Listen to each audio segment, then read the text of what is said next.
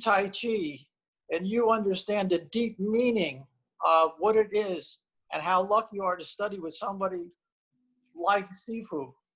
This is extraordinary in the history of Eastern practice of Tai Chi. When I come in America, the first disciple for he's followed me about 17 years, so long. It's when he come into my class, he's in the wheelchair, and after that, he's even go to the international champion. He go to the champion. He got the winner.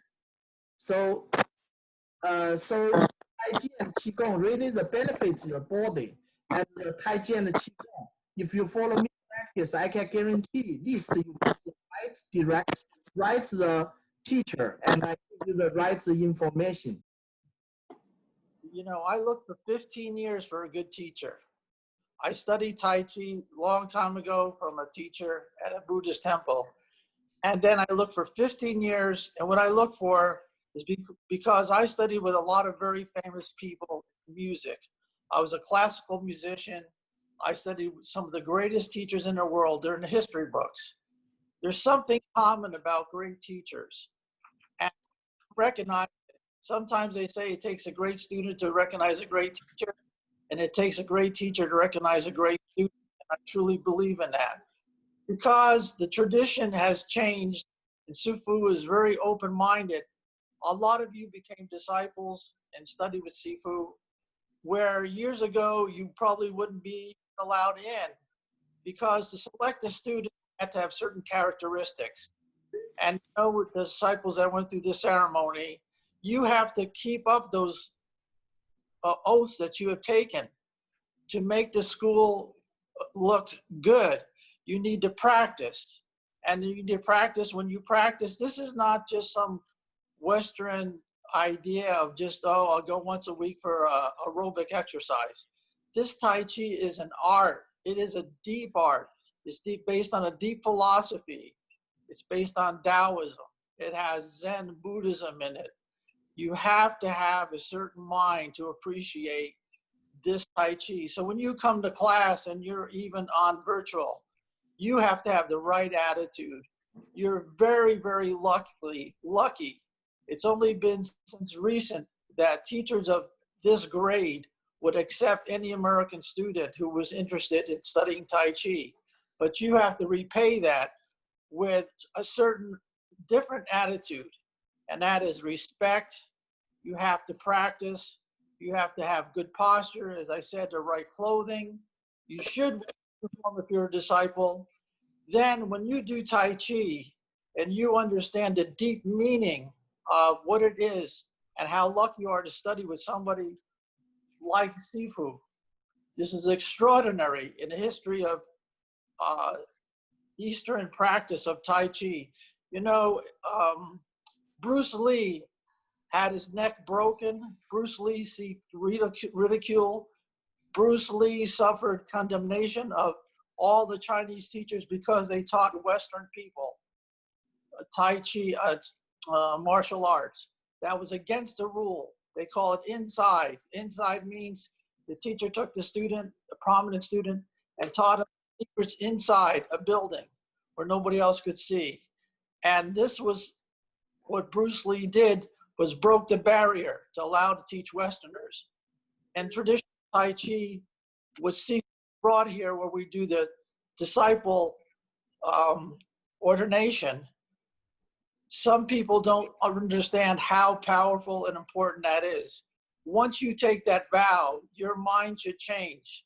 So then when Sifu said what type of attitude, I've always had the greatest respect for Sifu since I first met him, having such great teachers in music and understanding the great art of music, and how if you wanted to study with a famous teacher in music, you had audition after audition, and maybe out of 100, 500 students, he'd pick 2 or 3.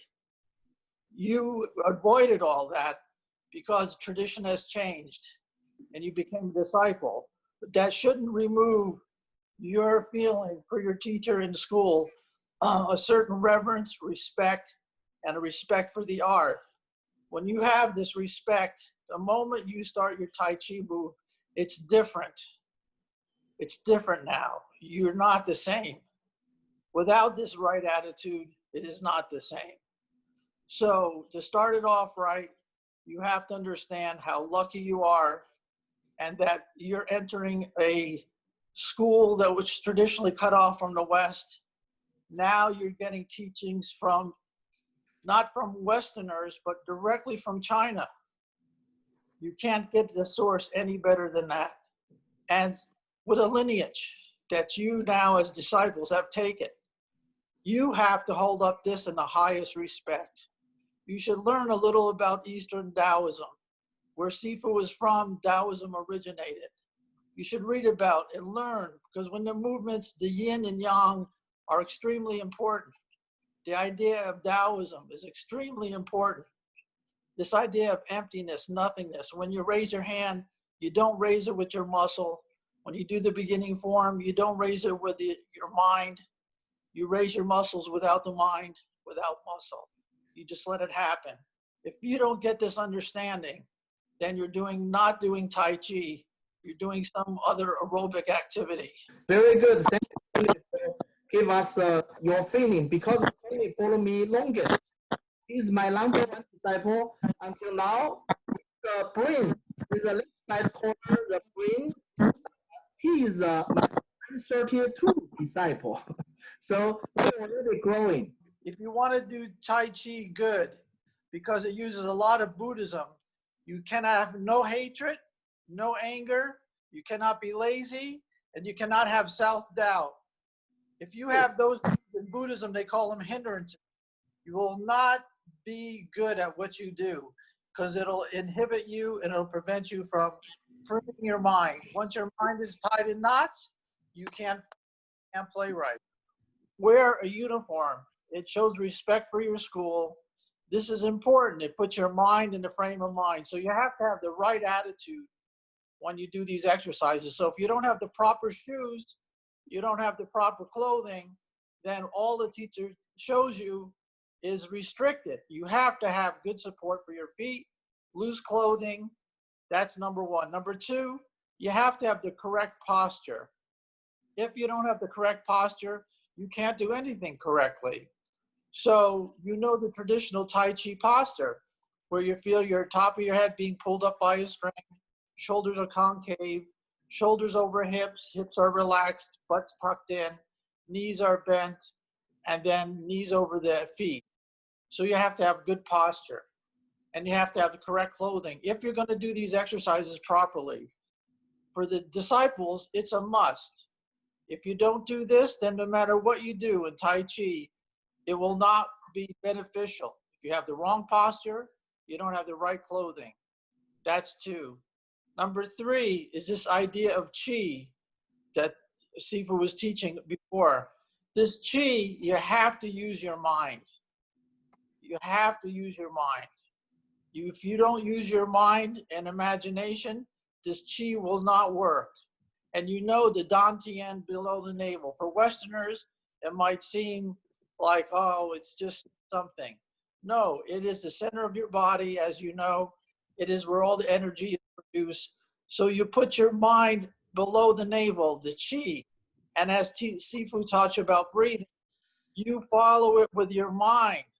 Wherever you place your mind, you place your attention. Wherever you place your attention, you're going to feel a tingling. You're going to feel a heat. You can imagine the traveling of this Qi. You use your mind from below the navel, in between your legs, up your back, across from the navel, between your shoulder blades, below the base of your neck, top of your head, and then here.